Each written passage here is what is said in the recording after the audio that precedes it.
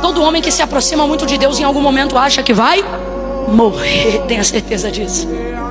É por isso que você está vivendo nuances tão absurdas, porque você está muito perto da concretização da visão que Deus te deu. O sentimento de morte é um dos últimos sentimentos que assolam a sua alma quando você está prestes a cumprir todo o propósito que Deus te confiou. Só que não é medo da morte. É quando morrer não se torna mais um problema, mas passa a ser um nível de alívio.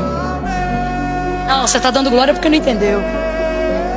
É quando morrer, quando você tem muito medo de morrer só porque quer viver, você ainda não entendeu a visão. Mas quando morrer se tornaria um resultado de uma coisa boa, é quando você já está pronto para viver o que Deus falou. E aí justamente nessa hora que você diz: Deus, estou pronto, pode me levar? Deus não te mata.